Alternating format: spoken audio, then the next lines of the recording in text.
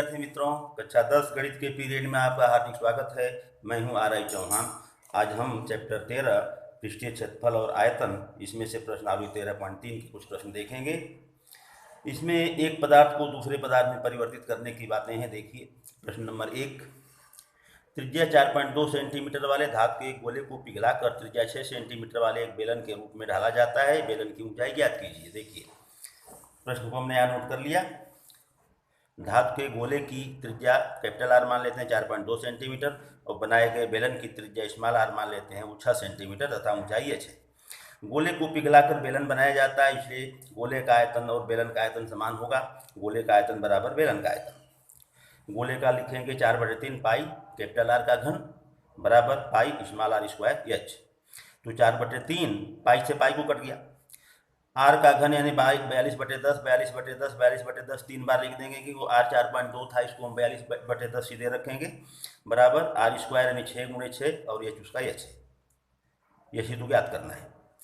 अब एच बराबर ये 6 और 6 बटे में आ जाएंगे, तो एच बराबर 4/3 × 42/10 × 42/10 × 42/10 और बटे में 6 लिखना है, नहीं गुणे 1/6 1/6 रख दिया। इनको काटेंगे तो एच बराबर ये आएगा 56 × 49/1000। 56 में 49 का गुणा किया 2744/1000, मतलब 3 अंक पे दशमलव हो जाएगा 2.74 सेंटीमीटर। ये जो आया उस बनाए गए बेलन की ऊंचाई होगी। ये रहा आपका आंसर। प्रश्न नंबर 2 देखिए, क्रमशः 3 गोले दिए गए हैं, क्रमशः 6 सेंटीमीटर 8 सेंटीमीटर और 10 सेंटीमीटर त्रिज्याओं वाले धातु के 3 ठोस गोलों को पिघलाकर एक बड़ा ठोस गोला बनाया जाता है। इस गोले की त्रिज्या ज्ञात कीजिए। आसान प्रश्न है बिल्कुल। ये तीनों गोले हैं, इनको तीनों की त्रिज्याओं को क्रमशः R1 R2 R3 मान लेते हैं। R1 बराबर 6 सेंटीमीटर, R2 बराबर 8 सेंटीमीटर और R3 बराबर 10 सेंटीमीटर और बनाए गए बड़े गोले की त्रिज्या को कैपिटल आर मान लिया। ये ज्ञात करना है। तो तीनों गोलों को जब पिघला के बड़ा गोला बनाया गया तो तीनों गोलों को आयतन का योग बराबर उस बड़े गोले के आयतन के बराबर होगा। तो 4/3 पाई R1 का क्यूब प्लस 4/3 पाई R2 का क्यूब प्लस 4/3 पाई R3 का क्यूब बराबर 4/3 पाई कैपिटल आर का क्यूब। इसमें 4/3 पाई कॉमन कर दिए तो यहाँ बचा R1 cube plus R2 cube plus R3 cube.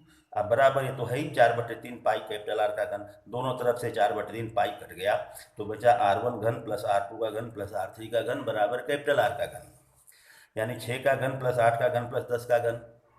तो ये 216 प्लस 512 प्लस 1000 बराबर आर का घन। इनको जोड़ेंगे 1728 बराबर आर का घन, इसलिए आर बराबर 1728 का घन मूल, तो ये आएगा 12। तो इसलिए बनाए गए बड़े गोले की त्रिज्या कितनी है? 12 सेंटीमीटर है। यह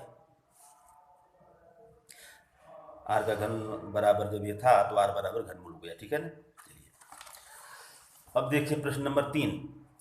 इसमें दिया हुआ है व्यास 7 मीटर वाला 20 मीटर गहरा एक कुआं खोदा जाता है और खोदने से निकली हुई मिट्टी को समान रूप से फैलाकर 22 मीटर × 14 मीटर वाला एक चबूतरा बनाया गया है। मतलब इस चबूतरे की लंबाई चौड़ाई दी गई है, चबूतरे की ऊंचाई ज्ञात कीजिए। तो देखिए कुआं है तो कुआं का मतलब बेलनाकार हो गया।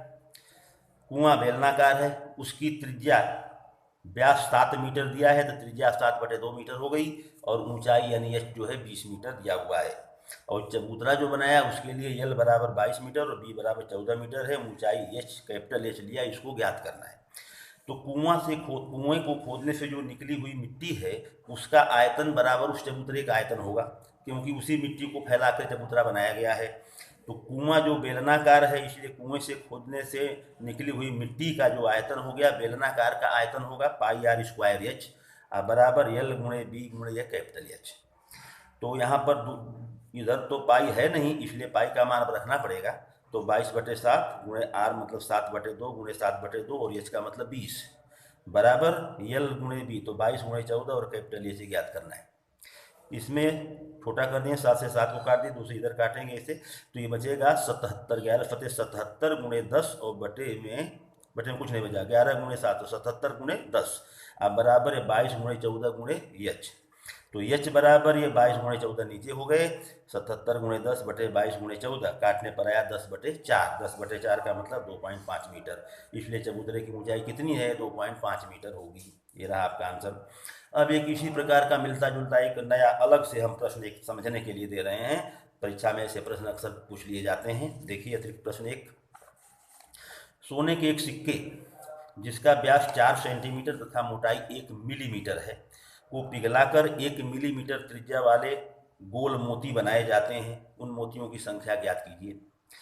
तो सोने का सिक्का, सिक्के को ध्यान दीजिए, सिक्के पर सिक्के कई इस तरह से रखते हम चले जाएं तो एक वो बेलनाकार बनेगा।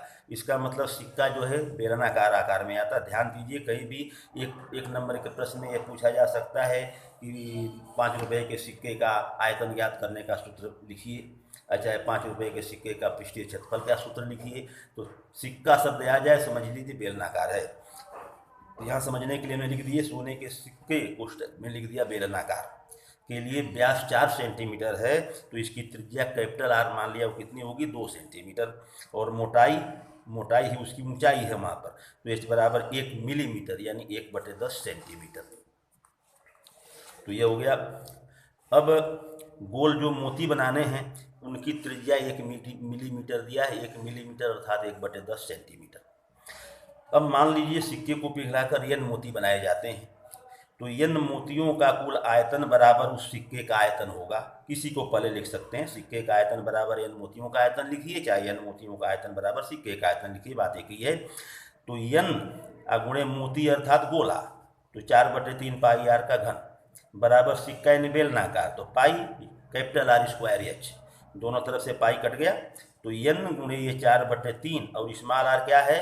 1/10 है। यह यहाँ 1 मिलीमीटर यानी 1/10 है। तो n गुणे 4/3 गुणे 1/10 गुणे 1/10 गुणे 1/10, घन था तो 3 बार, अब बराबर कैपिटल आर ये बचा हुआ है 2, तो 2 गुणे 2 और स्मॉल एच जो है वो 1/10 है, तो 2 गुणे 2 गुणे 1/10। अब ये n ज्ञात करना है, तो ये जो है ये 2 दूनी 4/10 पहले लिख दिए 4/10, और इन सबों को गुणा करके क्या कर देंगे? उल्टा कर देंगे।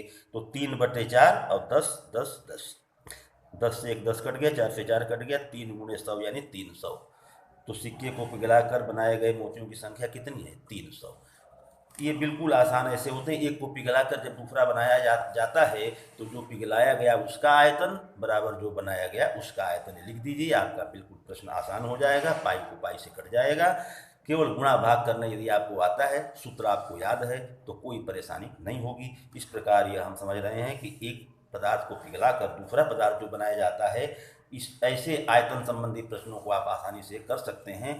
तो आगे की वीडियोज को देखने के लिए चैनल को लाइक कीजिए, शेयर कीजिए, दोस्तों में शेयर कीजिए और सब्सक्राइब कीजिए। धन्यवाद।